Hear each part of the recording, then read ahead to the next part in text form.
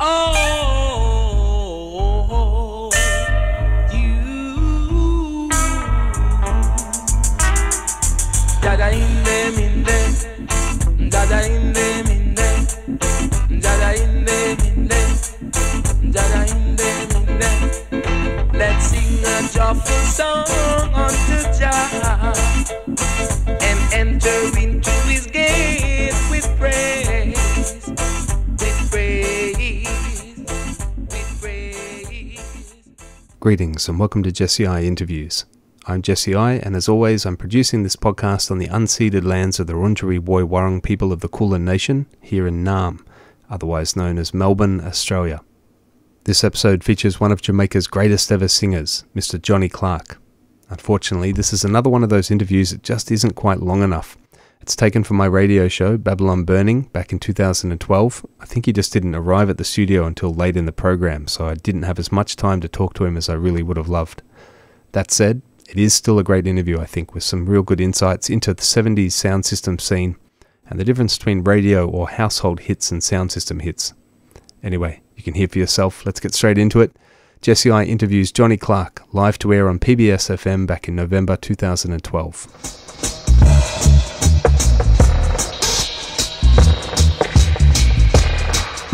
Yeah, the heavy sounds there of Johnny Clarke in dub. They've never loved Paul Marcus. And right now you're listening to PBS FM, Babylon Burning with Jesse I, and I'm very happy to welcome into the studio one of the greatest singers in reggae music history, Johnny Clarke. Thank you for joining me here on PBS. Yes, give thanks. It's a blessing every time, man. Respect, man. I want enough respect to the people of Australia and in Melbourne, you know. No, sir, Johnny Clarke is here still strong. Yeah.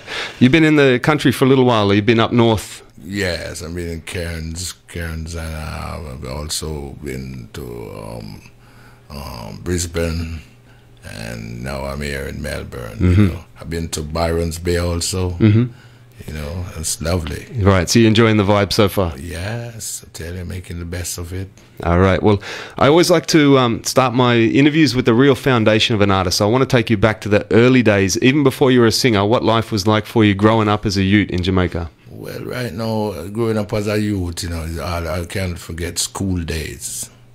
Because all this music started during school time, you know, when we had, like, at the end of a term, holidays, we usually get together with, like, musicians, like, you know, people like Ibu Cooper and, you know, Roger Lewis from the Inner Circles, and we all went to the same school, Jamaica College. Mm-hmm. So right after that, you know, there was like loads of talent shows, you know, because like in Jamaica in those days, you know, nothing gonna come to you. You have to go for it. Mm-hmm. So we always put our foot forward, you know, to make things happen. So that's how we really make the move, you know. Right. Persistency. What about in terms of studios and recording and the first releases? Well, the first releases was like a song by the name of God Made the Sea and Sun. Mm-hmm. Well, that song wasn't really it. It was just a I hope note, like a song to, you know, for the community, because it wasn't a proper release song. It was done for a producer by the name of Clancy Eccles. Right. But after that, I didn't give up, and I went back again to the studio with on a different label now by the name of Success, producer named Rupert Edwards. Right. With this great dancehall hit, because there in those days we have different hit. We have dancehall hit, and you have household hit. The household hit would be like more popular. You hear a lot on the radio. Okay. And you have it now that you hear more and in the dance on the sound system. And this one was called Everyday Wonder. It was like a hit in the dance, you know. Right. On the sound, every sound, you know, big sound, hi-fi, small, bigger sound than disco. Mm-hmm. Yeah. So what really separated the household hits from the dancehall hits? What made something more popular in the dancehall? Well, more because like you wouldn't hear those songs. Some of those songs you wouldn't hear them like regular on the radio or even at all, because those days people usually request pre-releases. Yep. You know, the pre-release would be like something that it would be played on a dub plate, and our songs would be mainly played in the dance because it's not known as commercial. If people want to hear those songs, they'd have to go to dance sound like King Tubby's or Arrows Hi-Fi or Emperor Fate or BJ the Dub Master. The Hi-Fi, big sound, you know, and the people usually generate the dance hall because there was a lot of interest. Because, you know, those songs you're going to hear in the dance, you wouldn't go home to hear them. You would have to go strictly to the dance hall to hear them songs, you know. So people, it was like a big dance hall request. And people don't like to go to the dance and hear something that they're hearing on the radio. The radio is more on a commercial basis for people who's like sitting at home and like doing some cooking or maybe some housework or, you know, the reason for the radio station. Like even here now, people, it's so easy. A lot of the music you hear on the radio, you just wouldn't go to the dance and hear them. More, that's what they call commercial. Right. Yeah, so like when the real household hits now begins when we went to the Justice label, a man by the name of Bunny Lee, with a song by the name of None Shall Escape with Judgment. That started, you know, the name Johnny Clarke and the native population island-wide, you know, like aware of Johnny Clarke with a new sound, a young youth with a new sound featuring the cymbal that we all call the flying cymbal. Yeah. And from None Shall Escape with Judgment, up-tempo flying cymbal into Move Out of Babylon. Songs like Rock With Me Baby. Songs like Left With a Broken Heart, True Believer in Love. And, you know, because Jaja Hinde in there, otherwise called Enter Into His Gates with Praise. Those were like up-tempos, quicker, which was welcomed by the people. Because in those days, the people, they were all in for changes within the music. I mean, if the music is going one way, and a producer or artist can come up with some combination or some formula, and which shows changes, which is in the right direction, they would grab onto it. So there comes the changes of a new kid on the block, Johnny Clarke, with a new sound, the flying cymbal, flying away, and here I am flying here to Australia. Well, that's it. I mean, I wasn't even born back then, but from what I understand, in like 1975, 1976, there was no bigger artist in Jamaica. You were the most popular singer. Would you say that? That's fair to say? Yeah, because I was like the best singer in a row for like 5 years, and I had 6 tunes in the top 10, and then the Move Out of Babylon was like it for months, stayed on #1 and couldn't remove. Yeah. So did you have any idea back in these days when you were recording this music that it would still be listened to 40 years later all over the world? Well, not 100%, but there was like, I could use the word hope, you know, because they say you never know what tomorrow might bring, you know, and people, you know, knowledge, maybe the man that passes away, you think that's the world is end for him, because he's not here anymore, so everything is like done. So maybe, but if you're to know what's going, if you're here, you will see that things is increase. Technology, like people more educated. You know, you have the computerized system, you have the internet, promote. So there's so much more benefit. Plus, then again, you have, as far as recording, you have more tracks. Because in my days, we only recorded 2 tracks. So if you're voicing a track and there was a mistake, you have to go all the way from top to get. Now the technology changed where you could just do some patching up and everything is back right in line. And you have different tracks now that you can express yourself. So if you notice my next album, you might hear some harmonies, backing voices and all of that, where we couldn't have that in those days, you know, like, because it was a 2-track. The musicians on 1 track and the artist on 1. Yeah, right. But after time goes by, then comes the 16, the 24 track, so we could like spread out every instrument on its own track. Artist on 1 track, then the lead singer, and then you have the vocal, backing vocals are separated on different tracks. So even an artist like me, who people didn't know what was inside. The invention of the new technology brings out what I'm really capable of doing. While I couldn't show it when the technology was like limited, never, it wasn't in that heights, the greater heights like what it is it now. So now I can do more, express myself. Seen. One thing I want to ask you about, of course, working with Bunny Lee back in those days, we hear a lot of stories about producers in the old days ripping off the artists, not giving them their due rewards for the hits. How did you feel? Were you looked after by Bunny Lee back in those times? Have you seen the rewards from your works? Well, in those days, there was different ways of earning.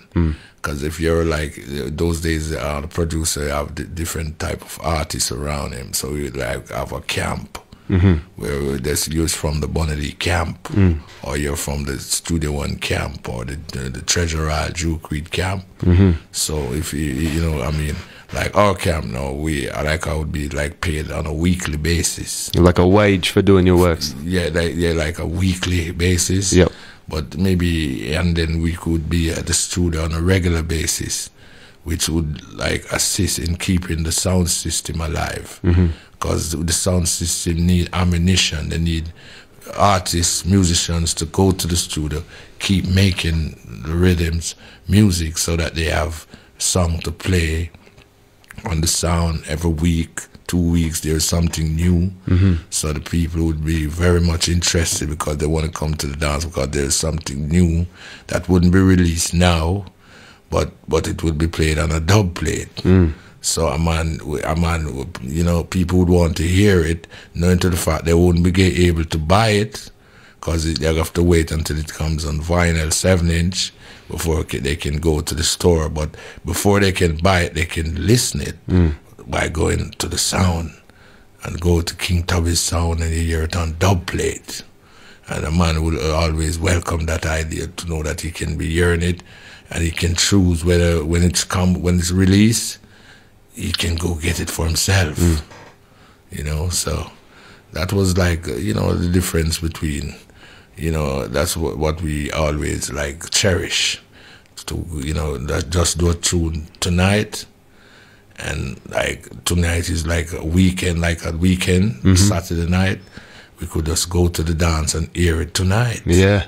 And hear the reaction of the people. Yeah, love that. Yeah, One thing I wanted to ask you about as well that I've always been interested in myself is the feud with Jacob Miller. There's a bunch of songs straight to Jacob Miller's head, and he fired some shots back. Can you tell us a little about that musical feud? Yeah, well, me and Jacob Miller was like good friends, and as kids, we moved and grew up in the same region, And what like, when he decided to venture out into the music world, we went to different directions as far as camp is concerned or promoter is concerned. So in Jamaica, there was a time when the violence had increased, and they was blame it on politics.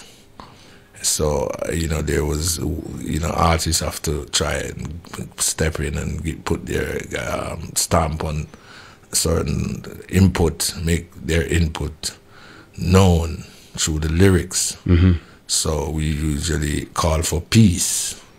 So they also had peace concert. So most artists like Jacob Miller, would try make some song to quell the violence, getting the people to come together, forget the negativity, and have peace amongst themselves. So we would do it in the studio for it to be released, so it can be played whether in the dance or the radio, so people can get the message. So that we could say, if we could erase the attitude of being violent type of people. So if we could get those songs into the ear of people, maybe we consider as violent, they might be thinking about making peace. So Jacob Miller had one song and I had another one. So it was like a combination type of, he was like doing songs, Here I do a peace song and he's want to do one too, and So it's all about who do the better one, you know. So, you know, that's where it comes in now. So, like, you know, they like a small, you know, like a competition, camp on camp, you know. Bonnie Lee camp, which is Johnny Clarke camp, and Jacob Miller camp. So they make music. We went back and make counteraction. So, and when they hear ours, they go make. And we hear theirs, and you know, like boxers throwing jabs, you know. Yeah. Yeah, and some people throw jabs and you get away. Some maybe connect, but sometimes you have to throw back some as well. Yeah, some tough tunes in that fight too. Yeah. Don't Trouble, one of my favorites.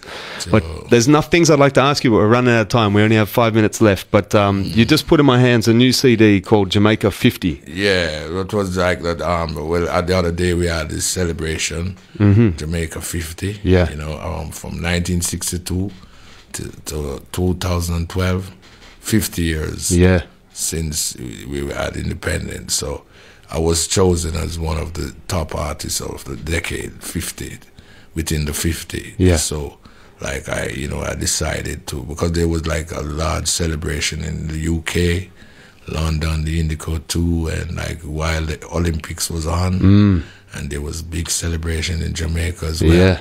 And that album was what I had, you know, for my contribution to the Jamaica 50 as an artist who was dominant and who paid my dues. And I think that, you know, I should have something, I should be a part of that, as they thought too, because the Observer, Jamaica Observer, this is a newspaper, they had me like give a documentary. I was like chosen as one of the top artists within the decade from 1962 when they had ska, then through the late 60s coming to the 70s it was a rock steady, and from the early 70s coming straight on there was like, you know, reggae. Then you have roots reggae, then you have other like reggae, like dancehall reggae, but I think they recognize the roots reggae more as, you know, something that they could really shout about. You know. Yeah. Well, we're going to hear a song from this to take us out in just a minute. But before we get out of here, I just have to ask you about the show tonight. You've been playing with the Savona Band. You ready for a big show tonight? Yes. So Melbourne's first time seeing Johnny Clarke live in concert. Musical feast. Yes. Well, so before we wrap things up, is there any message you'd like to pass on to the listeners in Melbourne? Well, you know, I want to let them know that, you know, it's my first time here, and you know, respect due to them, you know, because the people here all over, because I know I have a lot of support from the years now, because right now they say I'm like the foundation, and like to make so much hits. Back in Jamaica, they have me as the hit machine. So I want to know them, let them know that, you know, they're going to be well fed musically. So it's be good if they come get this experience tonight. Because it's going to be a musical feast. Yeah. Good food. That we love. All right, Johnny Clarke, thank you for joining me here on Babylon Burning. It's been a real pleasure speaking to the eye. Yes, man. It's a blessing every time, you know. Respect.